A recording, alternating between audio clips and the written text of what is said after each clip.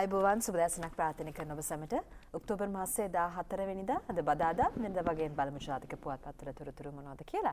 අයිබෝවන් සුබ දවසක් වැඩසටහනේ අපි වෙනදා වගේ මත තව දාන යොමු කරනවා මුල් පිටු වලට විශේෂයෙන්ම සිංහල ඉංග්‍රීසි පුවත්පත්වල අදත් මුල් පිටු වල වැඩි ඉඩකඩක් යොමු වෙන ප්‍රවෘත්ති වලට කොරෝනා රෝගීන් සංඛ්‍යාව මේ රටින් හමු වූ කොවිඩ් ආසාදිතයින් සංඛ්‍යාව ඊදිනේදී 5000 ඉක්මවුවා. ඒ විතරක් නෙමෙයි වර්තමානයේ වන විට රෝහල් වල ඇඳ පහසුකම් ඇත්තේ 251ක් පමණයි. ඒ ගැන තද පුවත්පත්වල අවධානය යොමු වෙලා තියෙනවා. ඒ කෙසේ වෙතත් ඔබට සෞඛ්‍ය ආරක්ෂක පිළිවෙත් අනුගමනය කරන්නට මතක් කරමින් තමයි අපි අදත් වැඩසටහන ආරම්භ කරන්නේ. ඒ ඇතුළු අනිත් තොරතුරු වලට අවධානය යොමු කරමු. අද ජාතික පුවත්පත්වල වාර්තා වෙන. කමල් සුබදසනක්. අයිබෝන් සුබදසනක් නතාලියා ඔබ සඳහන් කළ විදිහට එදාම දාතුර හමු රෝගීන් සංඛ්‍යාව තමයි 5038 දක්වා ඊ රාත්‍රියේ වාර්තා වුණේ. ඒ අනියත බියක් බවට පත් කරගන්න එපා. මේ වැඩි හරියක් දැන් සෝවිය ගෙදර ගොස් තිබෙන්නේ. ඒ අතර 1700කට ආසන්න සංඛ්‍යාවක් තමයි දැන් රෝහල් වල ප්‍රතිකාර ලබන්නේ. රජය ආරක්ෂකාංශ සෞඛ්‍යාංශ ඊටාම යහුසුලුව කටයුතු කරමින් සිටිනා මේ පුළුවන් ඉක්මනින් පාලනය කර ගැනීමට සහ රෝගීන්ට උපරිම සුවසිත සලසා දීම උදෙසා ඒ ආශ්‍රිත තොරතුරු අතර වාරේ අද දවසේ පුවත්පත් බොහොමයකින් ප්‍රධාන සිරස්තලයේ බවට පත් වෙන්නේ පාර්ලිමේන්තු මන්ත්‍රී රිෂාඩ් බදුරුදීන් අත්අඩංගුවට ගන්න කියා නීතිපතිවරයා පොලිසියේ වැඩ බලන පොලිස්පතිවරයාට කළ නියෝගය ලංකාදීප වාර්තා කරන්නේ මේ විදියට වරින්තු නිකුත් කිරීම උසාවිය ප්‍රතික්ෂේප කරපු තත්ත්වයක් තුළ රිචාඩ් අල්ලන්න නීතිපතිගෙන් උපදෙස් යනුවෙන් වූ ලංකාදීප වාර්තාව සියලුම පුවත්පත් අද දවසේ බොහොමයක් පුවත්පත් මේ පිළිබඳව වාර්තා කරන අතර වාරේ අද පුවත්පතේ ප්‍රධාන සිරස්තලයත් එයයි රජයේ මුදල් ලක්ෂ 90ක් වැය කළ රිචාඩ් ඇතුළු තිදෙන අත්අඩංගුවට ගන්න නීතිපතිගෙන් වැඩ බලන පොලිස්පතිට උපදෙස් ලැබී තිබෙනවා. රිචාඩ් ඇතුළු තිදෙන අත්අඩංගුවට ගැනීමට වරෙන්තු අවශ්‍ය නැති වගේ තමයි මහේස්ත්‍රාත්තුමන් කිව්වේ. රිචාඩ් ඇතුළු තිදෙන අත්අඩංගුවට ගැනීමට වරෙන්තු නිකුත් කරන ලෙස CID එකල ඉල්ලීම අධිකරණය ප්‍රතික්ෂේප කරමින් තමයි එහෙම කිව්වේ. අත්අඩංගුවට ගැනීම CID කණ්ඩායම් 6ක් යොදවා තිබෙන වගේ ජනාධිපතිවරණයේ අන්දර ප්‍රකාශ කිරීම සඳහා වතැන්නුවන් ලංගම් බස් රථවලින් මන්නාරම් ප්‍රදේශයේ රැගෙන යාමට රුපියල් 95 ලක්ෂයකට අධික මුදලක් වැය කළයි කියන සිද්ධියට අදාළව හිටපු කර්මාන්ත වාණිජ්‍ය අවතැන්නුවන් නැවත පදිංචි කිරීමේ අමාත්‍ය රිෂාඩ් බදුරුදීන් මහතා ඇතුළු තිදෙනා අත්අඩංගුවට ගන්නා ලෙස නීතිපති දප්පුද ලිවේරා මහතා වැඩ බලන පොලිස්පතිවරයාට ඊයේ උපදෙස් ලබා දුන්නා. මෙම සිද්ධියට අදාළ සැකකරුවන් අත්අඩංගුවට ගන්නා ලෙස රහස් පොලිසිය හා නීතිපතිවරයා කොළඹ කොටුව මහේස්ත්‍රාත්වරයාගෙන් කළ ඉල්ලීම ප්‍රතික්ෂේප කිරීමෙන් අනතුරුව අදාළ සැකකරුවන් අත්අඩංගුවට ගැනීම සඳහා නීතිපතිවරයා මෙලෙස වැඩ බලන පොලිස්පතිවරයාට උපදෙස් ලබා දුන්නේ. මේ සැකකරුවන් අත්අඩංගුවට ගැනීමෙන් අනතුරුව වුණ අධිකරණය හමුවට පමුණුවන ලෙසටද නීතිපතිවරයා වැඩ බලන පොලිස්පතිවරයාට වැඩිදුරටත් උපදෙස් ලබා දීලා තිබෙනවා. මේ අතර අදාළ සිද්ධියට හිටපු කර්මාන්ත වාණිජ්‍ය හා අවතැන්නුවන් නැවත පදිංචි කිරීමේ අමාත්‍ය රිෂාඩ් බදුරුදීන් මහතා ඇතුළු තිදෙනෙකු අත්අඩංගුවට ගැනීමට වරෙන්තු නිකුත් කරන ලෙස නීතිපතිගේ උපදෙස් මත රහස් පොලිසිය කොටුව මහේස්ත්‍රාත් ප්‍රියන්ත ලියනගේ මහතාගෙන් කළ ඉල්ලීමේ මහතා ප්‍රතික්ෂේප කළ කිව්වේ පොලිසියට තිබෙන බලතල වලින් ඔහුව අත්අඩංගුවට ගන්න කියලා. Ceylon Today පුවත්පතේ අද ප්‍රධාන ප්‍රවෘත්ති විදිහට වාර්තා වෙන්නේ මෙයයි that AG director acting IGP arrest Rishad. Fort Chief Magistrate tells police Baduddin can be arrested without a warrant. CID sends 6 teams. CID විසින් මේ සඳහා කණ්ඩායම් 6ක් යවා තිබෙන බවට අද තොරතුරු වාර්තා වෙනවා. රිෂාඩ් බදුද්දීන් මහතා අත්අඩංගුවට ගැනීම සඳහා. ඒ වගේම Ceylon Today පුවත්පතේම මේ ප්‍රවෘත්තියට එහා පැත්තෙන් තියෙන තවත් ප්‍රවෘත්තියක් ඒ ඔහුගේ සොහොයුරා සම්බන්ධව that Riyadh petitions appeal court seeks order preventing arrest. Attorney General orders DIG CID to furnish probe report. බදුද්දීන් මහතාගේ සහෝදරයා රියාජ් බදුද්දීන් විසින් රිට් පෙත්සමක් ගොනු කර තිබෙනවා තමන්ව නැවත අත්අඩංගුවට ගැනීමට නොහැකි වෙනසේ. ඉතින් ඒ ගැන තද වාර්තා වෙනවා that Riyadh Baduddin, brother of parliamentarian Rishad Baduddin, yesterday filed a writ petition in the Court of Appeal seeking an interim order preventing him from being arrested. The Island පුවත්පතත් වාර්තා කරන්නේ අද ප්‍රධාන ප්‍රවෘත්තිය විදිහට මේ සම්බන්ධව that CID can arrest Rishad without a court warrant, says the magistrate. මහේස්ත්‍රාත්වරයා ඊදිනේදී කරපු ප්‍රකාශය that CID can arrest Rishad බදුද්දීන් මහතාව අත්අඩංගුවට ගැනීමට අවස්ථාව තියෙනවා වරෙන්තුවක් නැතුව කියන ප්‍රවෘත්තිය තමයි The Island පුවත්පත අද වාර්තා කරන්නේ ප්‍රධාන ප්‍රවෘත්තිය විදිහට. ආර්ථික වශයෙන් ලොකු කුඩා කොයි කවුරුත් නැගිටින්න යත්න ධර්මයෙන් සිටින මොහොතක තමයි පළමු කොරෝනා රැල්ලෙන් පස්සේ මේ යලිත් මේ අවදානම ඇති වුණේ. ඒ තත්ත්වය තුළ උද්ගත වූ සෞඛ්‍ය සහ ආර්ථික තත්ත්වයන් සලකලා බලලා ආණ්ඩුව රජය තීරණය කළ තිබෙනවා අත්‍යවශ්‍ය පාරිභෝගික භාණ්ඩ රැසක මිල අඩු කරන්නට. ඒ කියන්නේ ආනයන බදු ඉවත් කිරීමට. ඒ අනුව අද පුවත්පත් බොහොමයක් ඒ තොරතුරු වාර්තා කරනවා. අද පුවත්පත කියන්නේ පරිප්පු, ටින් මාළු, බී ලුණු, සීනි ආනයන බදු ඉවතට මිලත් අඩුවේ අත්‍යවශ්‍ය භාණ්ඩ බදු ඉවතට. ඒ පිළිබඳ විස්තර සටහනේ කියා සිටිනේ වත්මන් ජීවන වියදම සහ COVID-19 ආශ්‍රිත දුෂ්කරතා සැලකිල්ලටගෙන රජය විසින් පරිප්පු, ටින් මාළු, බී ලුණු සහ සීනි යන අත්‍යවශ්‍ය භාණ්ඩවල ආනයනික බදු ඉවත් කර තිබෙන බව ජනාධිපති මාධ්‍යාංශය පවසනවා. බදු ඉවත් කිරීම නිසා ටින් මාළු ලොකු ටින් මාළු එකක් රුපියල් 200කට බීලුණු කිලෝ රුපියල් 100කට සහ සීනි කිලෝ රුපියල් 185කට මිලදී ගැනීමට හැකියනු ඇතැයි මාධ්‍ය නිවේදනයක් නිකුත් කරමින් ජනාධිපතිතුමා මාධ්‍ය සීනි කිලෝව රුපියල් 85කට මිලදී ගැනීමට හැකියවනු ඇතැයි මාධ්‍ය නිවේදනයක් නිකුත් කරමින් ජනාධිපති මාධ්‍යාංශය සඳහන් කරනවා. මෙම අත්‍යවශ්‍ය භාණ්ඩ ඇතුළු රුපියල් 500ක වැඩි වටිනාකමකින් සහිත භාණ්ඩ සතුසෙන් මිලදී ගන්නා විට පරිප්පු කිලෝ රුපියල් 150කට මිලදී ගැනීමට විධිවිධාන සලසා තිබෙන බව නිවේදනයේ සඳහන් වෙනවා. ඒකම පොල් සංවර්ධන මණ්ඩලය, කුරුණෑගල වැවිලි සමාගම සහ හලාවත වැවිලි සමාගම ඇතුළු කොළඹ නගරයට පොල් සැපයුම වැඩි කර තිබෙන බැවින් පාරිභෝගිකයට සතු සලවි සැල් වලින් සාධාරණ මිලකට පොල් ලබා ගැනීමේ අවස්ථාව සැලසෙන බවත් වැඩිදුරටත් සඳහන් කළ තිබෙනවා. ආචාර්ය බන්දුල ගුණවර්ධන වෙළඳාම මහත්වරයා කිව්වේ අද පිටකොටුවේ වෙළඳුන් සමග සාකච්ඡා කළා මෙය ඉක්මනින් ජනතාවට සෙත සැලසෙන පියවරක් විදියට ක්‍රියාත්මක කිරීමට කටයුතු සම්පාදනය කරනවා වගේ. හොඳයි. මව්බිම් පුවත්පතත් අද තවත් ප්‍රවෘත්තියක් වාර්තා කරනවා. නමුත් ඊට කලින් අපි අවධානය යොමු කරමු මේ ප්‍රවෘත්තියම ඉංග්‍රීසි පුවත්පත්වල කොහොමද වාර්තා කරන්නේ කියලා කමල් කලින් සඳහන් කර ප්‍රවෘත්තිය taxes on 4 commodities removed. Daily News පුවත්පතයි මේ වාර්තාව ගෙනෙන්නේ. The government has taken a decision to exempt essential commodities such as lentils, sugar, canned fish and big onions from taxes කියලායි Daily News වාර්තා කරන්නේ. ඊළඟට අපි බලමු COVID-19 ආසාදිතයින් සහ ඒ ආසන්න තොරතුරු වලට අද පුවත්පත වාර්තා කරන. කොවිඩ් බවට සැක කරන 432ක් වෛද්‍ය අධීක්ෂණයේ යටතේ ප්‍රතිකාර ගන්න බව වසංගත රෝග විද්‍යාංශය කියනවා. මෙරට කොවිඩ් රෝගීන්ගේ සංඛ්‍යාව මීට පෙර ආතු සඳහන් කළ විදිහට 5000 ඉක්මවා ගියා. දැන් එය 5050ක් බවට පමණ ආසන්න සංඛ්‍යාවකට පත් වී ඇති. කෙමෙන්නේ වැඩි වර්ධනය වන තත්ත්වයක්. ඒකම කොළඹ දිස්ත්‍රික්කයෙන් කොවිඩ් රෝගීන් 160ක් මේ වනට හමු වී තිබෙන බව තමයි සෞඛ්‍ය අමාත්‍යාංශ මාධ්‍ය ප්‍රකාශකවරයාගේ සඳහන. අද පුවත්පතේ තොරතුරු අපි ඔබට ඉදිරිපත් කරන්නේ. ඊට පස්සේ අද දවසේ මව්බිම් පුවත්පත කියා සිටින මෙන්න මේ වගේ තොරතුරු රැසක් මේ ආශ්‍රිතව බ්‍රැන්ඩිස් පොකුරේ ආසාදිත 1500 ඉක්මවා ගොස් තිබෙනවා. දිස්ත්‍රික්ක 21කට කොරෝනා පැතිරෙන අවදානම පත්තල ගෙදර සීනෑ පීඨයේ නිරෝධයන මධ්‍යස්ථානයේ බවට පත් කළ තිබෙනවා. මාස් නැතුව අවන්හලක සිටි දෙකකට ලක්ෂ 2 බැගිනි ශරීරයප මේ ගමින් ආසාදිතයන් 10ක් අවුරුදු 5ක දරුවෙකුත් ඒ අතර බොරැල්ලේ වෙළඳසැල් 6ක් වසා දමා තිබෙනවා. විවාහ යෝජනාවකට තරුණිය බැලීමට ගිය සියඹලා 14ක් සොයන නිරෝධායනයට, ගෝනවල විවාහ රෙජිස්ටර් හා මනාලයක ඇතුළු 4ක් නිරෝධායනයට මේ වගේ තොරතුරු සහ සෙසු සිරස්තල සහ අනුසිරස්තල රැසක් අපිට ඔබට ඉදිරිපත් කිරීමේ හැකියාව තිබෙනවා. මේ හැම කාරණාවකම අපි යලි යලිත් අවධාරණය කරන්නේ මේ සංඛ්‍යාත්මක අගයේ වැඩි වර්ධනය වීමේ අනියත බිය නෙමෙයි ඔබ වැඩි දියුණු කරගත යුත්තේ ඔබේ සුරක්ෂාව, දුරස්ස භාවය සහ මුවාවරණ පැළඳීම, දෑත් පිරිසුදුව තබා ගැනීම මේ කාරණා එක ජාතියක් විදිහට මේ වතාවෙත් මේ ජය ගන්නට දරන උත්සාහයට ඔබට අනුපම සවියක් විය හැකියි. අනිවාර්යයෙන්ම Daily Mirror පුවත්පතත් මේ වාර්තාවන් ගෙනෙනවා. About 33 workers had symptoms before woman worker was detected. This is regarding the Brandix Minuwangoda cluster. කාන්තා රෝගියා මේ මිනුවන්ගොඩ Brandix ආයතනයේ ආශ්‍රිතව හමුණු පළමු රෝගියා නෙවෙයි, ඊට පෙර තවත් 33 දෙනෙකුට මේ ආසන්න රෝග ලක්ෂණ පහළ වෙමින් තිබුණා. කැස්ස, උණ ආදී රෝග ලක්ෂණ. The definite date of the virus being observed at the institute cannot be confirmed and accordingly the definite origin of the sickness cannot be established. හමුදාපතිවරයා කරන ප්‍රකාශය මේ රෝගීන් 33 දෙනා මීට පෙර රෝග ලක්ෂණ පෙන්වුම් කරපු රෝගීන් 33 දෙනා සැප්තැම්බර් 10 20 කියන අතර කාල පරිච්ඡේදවල තමයි මේ විදිහට රෝග ලක්ෂණ පෙන්වුම් කරලා තියෙන්නේ කියලා වාර්තා වෙනවා. Second level contacts identified. Military intelligence have identified the second level contacts and have placed them under self quarantine. 85% of the family members of the factory workers have been quarantined. මේ විදිහට දැන් මේ වෙන විට ආසාදිතයින්ගේ දෙවන පෙළ ආශ්‍රිතයින්වත් හඳුනාගෙන තිබෙනවා. ඒ වගේම මේ 85ක් පමණ මේ බ්‍රැන්ඩික්ස් ආයතනයේ ආශ්‍රිතව හමුවුණු ආසාදිතයින්ගේ පවුල්වල සමාජිකයන් සිට 85ක් පමණ මේ වන විට නිරෝධායනය සඳහා යොමු කර තිබෙන බවටත් තොරතුරු වාර්තා වෙනවා. ඒ වගේම Daily Mirror පුවත්පතේම only 251 beds available for any new COVID-19 patients. Health authorities identify 147 more hospitals to treat infected patients depending on the current situation. Number of beds to be increased depending on the situation. Some hospitals have exceeded available capacity.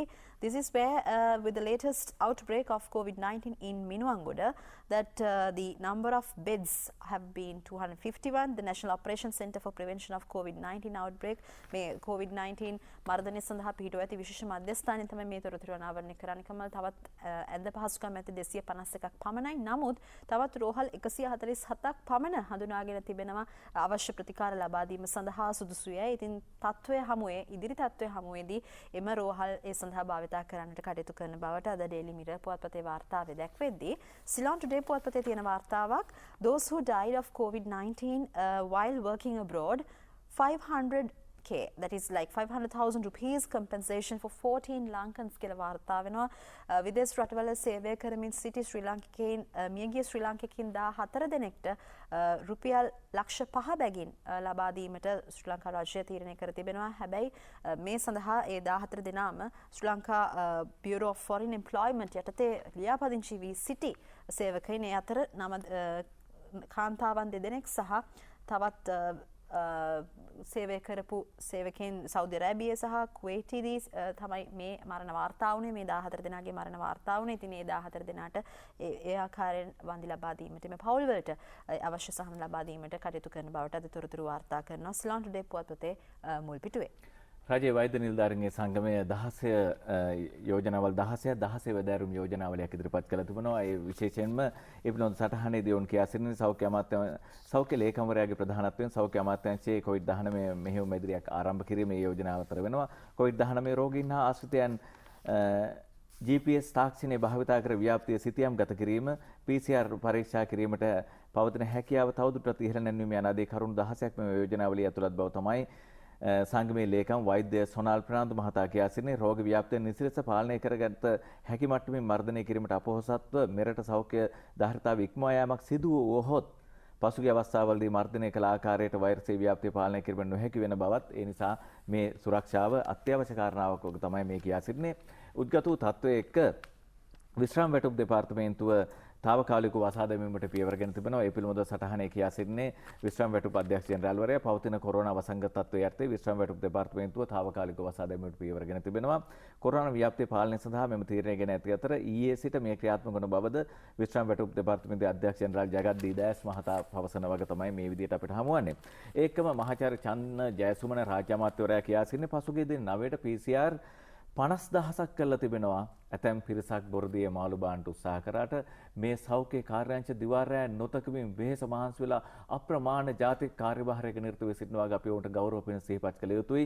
ඒ අනුව තමයි කියන්නේ පසුගිය දින 9 කාලය තුල PCR පරීක්ෂණ 50,000ක් රජය සිදු කර ඇති බව වෛද්‍ය නිෂ්පාදන සැපීම හා නියාමන රාජ්‍ය අමාත්‍ය මහාචාර්ය චන්න ජයසුමන මහතා කියා සිටිනවා. ඒකම නියෝජ්‍ය පොලිස්පති අජිත් රෝහණ මහතා පොලිසිය වෙනුවෙන් ඉල්ලීමක් සිදු කරනු ලැබුවා. සියලුම රාජ්‍ය සහ පෞද්ගලික ආයතනවල සේවක පෞද්ගලික ලිපිගොනුවක් පවත්වාගෙන දින 3ක් ඇතුළත මේ යාවච් කාලීන කරන්න කියන කාරණාව. මොකද හදිසියක් වුණොත් මොවුන්ගේ දුරකථන අංක ඇතුළු මේ සියල්ල ඉතාම ඉක්මනින් සංවේදනය කිරීමේ උවමනාව පවතින නිසා. ඒ අතර වාරයේ ඔබට මතකද ජයවර්ධනපුර විශ්වවිද්‍යාලයේ දියණියකට කොරෝනා වැරදුණු වෙලාවේ අපි වෙලාව බලන්න. අපි වෙලාව තව ටිකකින් බලමු. ඔව් කිව යුතු කාරණාව තමයි ශ්‍රී ජයවර්ධනපුර විශ්වවිද්‍යාලයේ දියණියකට කොරෝනා වැළඳුණු වෙලාවේ ඇතැම් මාධ්‍ය ඒ දරුවා ඉඳගත් ඇම්බියුලන්ස් එකේ ගිලන් රථයේ සීට් යට පවා පෙන්වන්නට උත්සාහ දරුවා. ඒ තරම්ම ඉතාම නරක මාධ්‍ය භාවිතාවක යෙදෙන අතර වාරයේ ඒ විශ්වවිද්‍යාලයේ උපකුලපතිවරයෙකු අපේ දියණියන් දෙදෙනෙකුට කියන ආදරණීය ආමන්ත්‍රණය තමයි කරේ. ඒ ජපුර හැටි මේ ආදර්ශයක් රටටම ඒ ආයතනවල ඒකරාශී වීම තමයි වැදගත් වෙන්නේ. නිරෝධායන ජපුර සිසුන්ට ආදී විද්‍යාර්ථීන්ගේ උදව් කියා තොරතුරක් වාර්තා වෙන්නේ ලංකාදීපයේ දෙවන තොරතුරේ. නව කොරෝනා වෛරසය හේතුවෙන් නිරෝධායනට යොමු කර සිටින ශ්‍රී ජයවර්ධන විශ්වවිද්‍යාලයේ සිසුන්ට ආහාර ඇතුළු අත්‍යවශ්‍ය ද්‍රව්‍ය ලබා දීම වැඩසටහනක් විශ්වවිද්‍යාලයේ ආදී විද්‍යාර්ථීන්ගේ සංගමය ක්‍රියාත්මක කරලා තිබෙනවා. එහි ජාතික සංවිධායක රංජිත් ඉත්තමල්ගොඩ මහතා මේ ලබා දෙන්නේ පරිත්‍යාග කට්ටලය රෝගී දරුවන්ට නෙමෙයි නිරෝධායන වෙන සිසුන්ට ලබා දෙන ශිෂ්‍ය සංගම් නියෝජිතයන්ට මේ ලබා දෙන්නේ. ඒ වාර්තා කරන්නේ නිරෝධායන ජපුර සිසුන්ට ආදී විද්‍යාර්ථීන්ගෙන් උදව් කියන සිරස්තලයේ සහිතව. හොඳයි. ඒ පුවත් අපි ගෙනාවේ ඔබට අද පුවත්පතේ මුල් පිටුවල වාර්තා විශේෂයෙන් COVID-19 සම්බන්ධ තවත් පුවත් බොහොමයක් ඔබට ගෙනෙන්න තියෙනවා. හොඳයි. දැන් අපි බලමු 20 ගැන. අද පුවත්පත් වාර්තා කරන තොරතුරු මුලින්ම යමු දිනමිනට. 20 පිළිබඳව අධිකරණයේ තීරණය පාර්ලිමේන්තුවේ කතානායකවරයා 20 වෙනිදා පාර්ලිමේන්තුවට දැනුම් දීමට නියමිත තත්ත්වයක් තුළ එහි ගුණරුව නිසියාකාරව සහ ඇත්තක් වෙන්නේ කොහොමද කියන තත්ත්වයෙන් නොදෙන ඇතැම් පිරිස් නොඑක ආකාරයේ මත පළ කරමින් සිටින තත්ත්වයක් තුළ නව විවස්ථාව පිළිබඳ නිවේදනය මා දන්නේ නැති වගේ මේ සඳහන් කරන ශ්‍රී ලංකා රාමඤ්ඤ මහානිකායේ මහානායක අතිපූජ්‍ය නාපානේ ප්‍රේමසිරි නාහිමිපාණන් වහන්සේ විසුණු ආණ්ඩුක්‍රම ව්‍යවස්ථා සංශෝධනයේ අක්‍රිය කර ප්‍රජාතන්ත්‍රවාදයේ හා නීති ආධිපත්‍ය සුරකෙන නව ආණ්ඩුක්‍රම ව්‍යවස්ථාව සම්පාදනයට ක්‍රියා කළ යුතු බවට ශ්‍රී ලංකා අමරපුර හා රාමඤ්ඤ සාමග්‍රී මහා සභාව මගින් නිකුත් කළ බව කියන නිවේදනය තමන් වහන්සේගේ කිසිදු අනුදැනුමකින් තොරව නිකුත් කරන ලද්දක් බවයි ශ්‍රී ලංකා රාමඤ්ඤ මහානිකායේ මහානායක අතිපූජ්‍ය නාපානේ ප්‍රේමසිරි හිමිපාණන් වහන්සේ පවසන්නේ.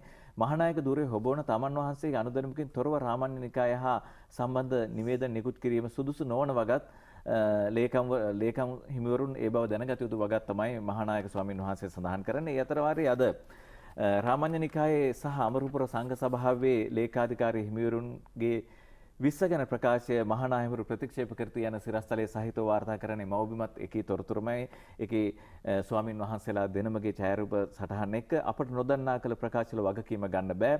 20 අධ්‍යයනය නොකර ගුණදොස් කියන්න බැරි වග තමයි ගන්තුනේ අස්සජී අමරපුර වැඩ බලන මහානාහිමිපාණන් වහන්සේ සඳහන් කරන්නේ. විශේෂයෙන්ම උන්වහන්සේ කියනවා විධායකයේ බල සම්පන්න කළ මේ රට අරාජික බවෙන් මුදා ගැනීමේ උවමනාව තිබෙනවා. හැබැයි නොදන්නා නීතිමය කාරණා ගැන එන්නට පෙර ආතුව කොහොමද අදහස් දක්වන්නේ කියන කාරණාව නිසා එකී නිකායන් මෙම තීන්දුව මාධ්‍ය සාකච්ඡාවේ තීන්දුව ප්‍රතික්ෂේප කරන වගේ තමයි තවදුරටත් දන්වා සිටින්නේ. ඩේලි නිවුස් පුවත්පතේ අද ප්‍රධාන ප්‍රවෘත්තිය වෙන මේ සම්බන්ධව ඔබට මතක ඇති ඊයේ දිනේ සිංහල සහ ඉංග්‍රීසි පුවත්පත්වල මුල් පිටුවල වාර්තා වුණා අමරපුර හා රාමඤ්ඤ සාමග්‍රී සංඝ සභාව විසින් 20ට විරුද්ධයි කියලා ශීර්ෂය යටතේ. නමුත් chief prelates deny statements attributed to them on 20th amendment.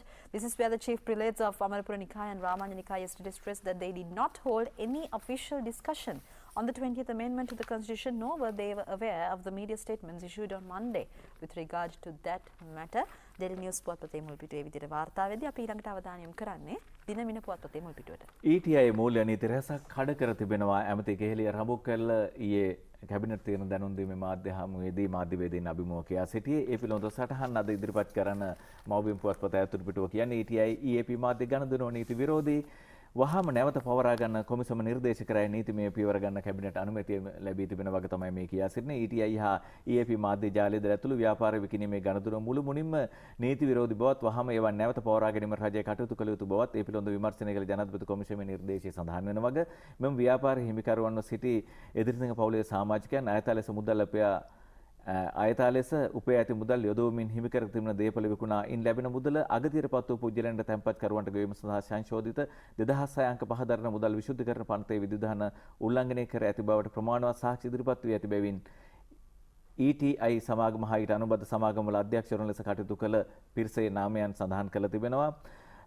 ඒ අයට එරෙහිව සංශෝධිත 2006 අංක 5 දරන මුදල් විශුද්ධීකරණ පනතේ යටතේ ක්‍රියා කළ යුතුයි ඇතැයිද එම කොමිෂන් සභාව නිර්දේශ කළ තිබෙන වගේ තමයි කැබිනට් තීරණ දැනුම් දීමේ මාධ්‍ය හමුවේදී මේ විදිහට කියා සිටියා අමාත්‍ය ආචාර්ය කෙහෙලිය රඹුක්කැල්ල මහතා. මව්බිම් පුවත්පතේ තවත් වාර්තාවක් තියෙනවා නේද? මව්බිමේ තොරතුරු තමයි නතාලිය මම. අපි Ceylon Today පුවත්පතට යමු ඊළඟට. Ceylon Today පුවත්පතත් වාර්තා කරන්නේ ETI probe report will be sent to Attorney General. මෙම වාර්තාව මේ ගණදෙනු සම්බන්ධ වාර්තාව නීතිපතිතුමන්ට යොමු කිරීමට කැබිනට් තීරණය කර තිබෙනවා. That cabinet has decided to forward the report of the commission appointed to probe alleged irregularities and malpractices at Edirisinghe Trust Investments to the Attorney General to take immediate legal action කියලායි අද Ceylon Today වාර්තා කරන්නේ. ඊළඟට අපි යමු දිනමින පුවත්පතට. දිනමිනෙහි ඊයේ cabinet තීරණ දැනුම් දීමේ තොරතුරු දැන ගැනීමට ඔබ කැමැත්තෙන් ඇති. වත්මන් කොවිඩ් අර්බුදය රජයට කළමනාකරණය කළ හැකි වගේ විශ්වසනීය ප්‍රකාශනය කරන්නේ අමාත්‍ය වෛද්‍ය රමේෂ් පතිරණ. කොවිඩ් අර්බුදය ඉතා ඉහළින් කළමනාකරණය කළ රටක් ලෙස වර්තමානයේ ඇති වී තිබෙන තත්ත්වයේද නිසි පරිදි කළමනාකරණය කර ගැනීමට රජයට හැකියයි පැහැදිලි විශ්වාසයක් පවතින බවයි වැවිලි ඇමති හා සම කැබිනට් ප්‍රකාශක වෛද්‍ය රමේෂ් පතිරණ පවසන්නේ. ඇති වී තිබෙන තත්ත්වය නිසි ලෙස කළමනාකරණය කර ගැනීම සඳහා ගත හැකි සියලු පියවර රජය ගන්නා බව කී අමාත්‍යවරයා රට නොවසා ආර්ථිකය හා සමාජීය කටයුතු පවත්වා ගැනීමේ අවශ්‍යතාවයක් පවතින නිසා මේ මොහොතේ ජනතාව සතු වගකීම් වන්නේ සෞඛ්‍ය නිර්දේශවල අනුගෝලව කටයුතු කරමිනේ සඳහා අවශ්‍ය සහයෝගය ලබා දීම බවත් ඊයේ කැබිනට් තොරතුරු දැනුම් දීමේ මාධ්‍ය හමුවේදී අමාත්‍යවරයා කියා සිටියා. මේ මාධ්‍ය හමුවේදී අනාවරණය කළ තවත් කරුණක් අග්‍රාමාත්‍යතුමන්ගේ යෝජනාවක් සම්මත වන ප්‍රවෘත්තියක් අද Daily News පුවත්පතේ වාර්තා වෙනවා. That cabinet approves state-run expressway investment company. This is where the cabinet of ministers approved a proposal made by Prime Minister Mahinda Rajapaksa as the finance minister to set up a state-run expressway investment company to own and self-finance expressways. අධිවේගී මාර්ග ආයෝජන රාජ්‍ය සමාගමක් ආරම්භ කිරීමට විශේෂයෙන්ම අග්‍රාමාත්‍යතුමන් තමයි මේ යෝජනාව ගෙනාවේ. ඒට කැබිනට් අමාත්‍ය මණ්ඩලයේ අනුමැතිය ලැබුණු ප්‍රවෘත්තිය වාර්තා වෙනවා. භාණ්ඩාගාර ලේකම් යටතේ මෙම ආයතනය මෙම සමාගම ඉදිරියේදී කටයුතු කරන්නට ගත යෝජනාව ගත යෝජනාව අනුමැතිය ලැබුණු ප්‍රවෘත්තිය තමයි මේ විදිහට කැබිනට් මණ්ඩලය විසින් ඊයේ කැබිනට් නිවේදන දැනුම් දීමේ මාධ්‍ය හමුවේදී ප්‍රකාශ කරේ. Daily News ප්‍රවෘත්තිය වාර්තා කරද්දී ඊළඟට අපි යන්නේ ආයෙත් දිනමින පුවත්පතට. මේකේ තොරතුරු මැද්දේ අපිට සතුරු විය හැකි කාරණාත් අපිට අසන්නට ලැබෙනවා. ලෝක විශිෂ්ට ගුවන් සේවා 10 අතරින් 6 වෙනි ස්ථානයට පත්වීමට ශ්‍රී ලංකන් ගුවන් සේවයට හැකියාව ලැබී තිබෙනවා. ජාත්‍යන්තර සමීක්ෂණයක ප්‍රතිඵල වශයෙන් අන්තර්ජාතික වශයෙන් ශ්‍රී ලංකාවට ඉමහත් කීර්තියක් අත්කර දෙමින් ශ්‍රී ලංකන් ගුවන් සේවයේ ලෝක විශිෂ්ටතම ගුවන් සේවා 10 අතරට එක් වී තිබෙනවා. ශ්‍රී ලංකාවේ ජාතික ගුවන් සේවය වන ශ්‍රී ලංකන් ගුවන් සේවය පාඨක තීරීමෙන් ලෝක ප්‍රමුඛතම ගුවන් සමාගම් අතරට එක්ව තිබෙන අතර ඒ අනුව ලෝක විශිෂ්ටතම අන්තර්ජාතික ගුවන් සමාගම් සම්බන්ධව සිදු කරන ලද පරීක්ෂණයේදී 6 වෙනි ස්ථානය ශ්‍රී ලංකන් ගුවන් සමාගමට හිමි වී තිබෙන බව තමයි ශ්‍රී ලංකන් ගුවන් සමාගම වාර්තා කරන්නේ. ඒ සතුරු දනවන කාරණාවක් අද දින මෙනෙහි මුල් පිටුවේ තොරතුරක්. අපි ළඟට යමු දිවයින පුවත්පතට. පාස්කු ඉරිදින ප්‍රහාරය පිළිබඳව සහ ජනාධිපති විමර්ශන කොමිසමේ කාරණාවල් හෙළිදරව් වීමේදී එක යුගයක අඳුරු කාල පරිච්ඡේදයක තොරතුරු රැසක් හෙළිදරව් වෙමින් තිබෙනවා. සහරා නල්ලන්න ආරක්ෂක කවුන්සිලේදී මෛත්‍රී නියෝග කළේ නැති වග හේමසිරි හිටපු ආරක්ෂක ලේකම්වරයා පාස්කු කොමිසම ඉදිරියේ කියා සිටිනවා. ඒ විස්තර සටහනේ කියා සිටිනේ ආරක්ෂක කවුන්සිලේදී හිටපු ජනාධිපති මෛත්‍රීපාල සිරිසේන මහතා සහරා අත්අඩංගුවට ගැනීම සහ නියෝගය ලබා නොදුන් බව හිටපු ආරක්ෂක ලේකම් හේමසිරි ප්‍රනාන්දු මහතා පාස්කු ප්‍රහාරය පිළිබඳ සොයා බලන ජනාධිපති කොමිසම හැමේ සාක්ෂි දෙමින් ඊයේ පැවසූ වග තමයි මේ විදියට වාර්තා කරන්නේ. ඒ අතරවාරයේ හිටපු ජනාධිපතිවරයා අග්‍රාමාත්‍යවරයා එකිනෙකට පරස්පර කාරණා ඉදිරිපත් කරමින් සිටිනවා. ඊටාම බරපතල ගැටලුවක් හිටපු ජනාධිපතිවරයා සහ අගමැතිවරයා අතර ද්විපාර්ශ්වික ඒ කියන්නේ දෙදෙනා අතර නොහොඳ නෝකඩුවක් තිබුණා කියලා හිටපු ජනාධිපතිවරයා කියන අතරවාරයේ ඒ අසාගෙන සාක්ෂි දීමට පැමිණෙන අගමැතිවරයා හිටපු අගමැතිවරයා කියනවා නෑ එහෙම එකක් තිබුණ නැහැ කියා. කොහොමද ජාතික ආරක්ෂාවට ලඝු කොට සැලකුව වග දෙදෙනාටම පිළිගන්නට සිදු වී තිබෙනවා. පොලිස්පතිවරයා ආරක්ෂක ලේකම්වරයා දැඩි විවේචනයට ලක් වෙනවා හිටපු ජනාධිපතිවරයා වෙතින්.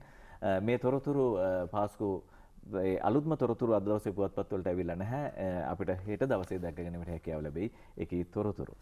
ඩේලි නිවුස් පුවත්පතේ ක්‍රීඩා පිටුටයි මීළඟට අවධානය යොමු කරන්නේ මේ දිනවල IPL තරඟාවලිය, ඉන්දියා ප්‍රීමියර් ලීග් තරඟාවලිය පැවැත්වෙනවා. ඔබ දන්නා LPL ශ්‍රී ලංකා ප්‍රීමියර් ලීග් තරඟාවලියත් ආරම්භ වීමට නියමිතයි නොවැම්බර් මාසයේ 21 වෙනිදා. ඒ සම්බන්ධවයි මේ තොරතුරු. Pallekele Hambantota to host all LPL matches. Pallekele International Cricket Stadium in Kandy and Mahinda Rajapaksa International Cricket Stadium in Hambantota will host all 23 matches to be played in the Lanka Premier League 2020. මේ තරඟාවලියේ සියලුම තරඟ කියන්නේ තරඟ 23ම Pallekele සහ Hambantota cricket ක්‍රීඩාංගණවලදී පැවැත්වීමට තීරණය කර තිබෙනවා. ආරම්භ වීමට නියමිත වන්නේ නොවැම්බර් 21 වෙනිදා දෙසැම්බර් 13 වෙනිදා දක්වා මේ තරඟාවලිය පැවැත්වීමට නියමිතයි. ඉතින් මේ සම්බන්ධ තොරතුරු ඉදිරියේදී මේ කණ්ඩායම් වල ඉන්න ක්‍රීඩකයන් කවුද ඒ අතුරු අනිකුත් තොරතුරු අපිට වාර්තා කරන්නට පුවත්පත් සූදානම් කියලායි අද ඩේලි නිවුස් පුවත්පතේ ක්‍රීඩා පිටුව වාර්තා කරන්නේ. ඊට පස්සේ කියන්නේ යකෙක් කැටුව පවුල් කෑම දිනමින කතුවරයාගේ සටහන දේශපාලනය පොදු අරමුණු වලින් බැහැර පෞද්ගලික න්‍යාය පත්‍ර වලට ක්‍රියා කරන විට රටවල් විනාශමුඛයේ කරා ගමන් කරයි. පාස්කු ඉරිදින ප්‍රහාරය සම්බන්ධයෙන් කරුණු සොයා බලන ජනාධිපති කොමිසම හැමේ සාක්ෂි දෙන හිටපු ජනාධිපතිවරයාගේ කට උත්තර වලින් දිතා ඉහත තත්ත්වය මනාව පැහැදිලි වේ. ඉස්ලාම් අන්තවාදයේ පරාජය කිරීමේ හැකියාව හා අවස්ථාව යහපාලන ආණ්ඩුවට තිබින. එහෙත් ඒ සිදු වූයේ නැත. පාස්කු ඉරිදින ප්‍රහාරය වළක්වා ගැනීමේ හැකියාව හා අවස්ථාවද යහපාලන ආණ්ඩුවට තිබිනි. එහෙත් ඒද සිදු වූයේ නැත. එම ආණ්ඩුවේ නායකයන් මෙන් ඉහළ නිලධාරීන්ද ඇත්ත වටහාගෙන සාක්ෂි දීම දෛවයේ සරදමක් හැටියට සැලකිය හැකිය. යහපාලන ආණ්ඩුවේ මුල් පියවර වන්නේ මෛත්‍රීපාල සිරිසේන මහතා එවකට පැවති ආණ්ඩුවෙන් ඉවත් වූ විරුද්ධ පක්ෂයට හේතු වීමය. ඒ දේශපාලන වෙඩිල්ලක් කුමන්ත්‍රණයක් හා ද්‍රෝහිකම ලෙසද අර්ථ දැක්විය හැකිය. රටේ ධනපති පන්තිය හා විදේශීය බලවේග යටිකූටු දේශපාලන වැඩපිළිවෙල මෙහෙයවූ අතර සිරිසේන මහතාගේ ගොදුරක් වූ බව සත්‍යයකි. එහෙත් ඔහු චෝදනාවලින් මුළුමනින්ම නිදහස් වන්නේ නැත.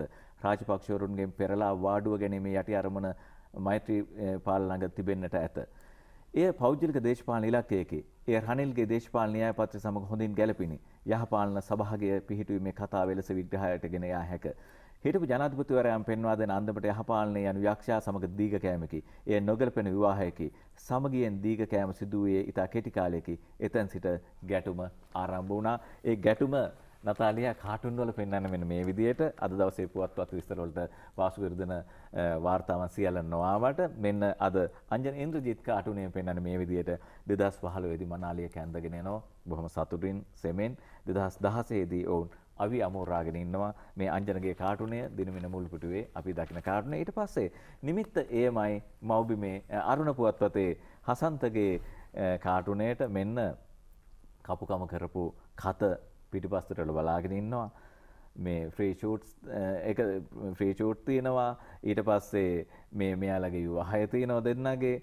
හනිමූන් රාත්‍රිය තිබෙනවා. හැබැයි පාසු කොමිසම එකී නොකී මේකී කතා අසා තුස්නිම් භූතව සිටින වගේ තමයි අපිට රටේ ජනතාවත් හෙටත් මේ තත්ත්වයටම තමයි මුහුණ දීමට සිදු වෙන්නේ. එකී විවාහය ගැන තමයි මේ කී සටහන්. ඊට පස්සේ වෙනස් කාටුනයක් MD වීරරත්නගේ මව්බිම් බටහිර තීරේ දෙන්නගේ කතා බහ. ඔයාගේ ළමයාට ශිෂ්‍යත්ව ලියන්න බැරි වුණේ ඇයි යන්නේ? මාස් විභාගාංක අරවා මේවා අරගෙන යන්න අමතක වුණාද? ඔක්කොම අරගෙන ගියා. අමතකුනේ ළමයාව කියලා කියනවා සමහරක් අම්මලා. එහෙම තමයි. හොඳයි. ඒ තමයි අද කාටුන් අපේ සමග අදට ඔබට ගෙන අතරතුරු එපමණයි. හෙටත් මේ විදිහටම ආයුබෝවන් සුබ දවසක් වැඩසටහනේ හමු වීමේ බලාපොරොත්තු වෙන ඔබෙන් සමු ගන්නවා. ඔබට සුබ දවසක්. ආයුබෝවන්.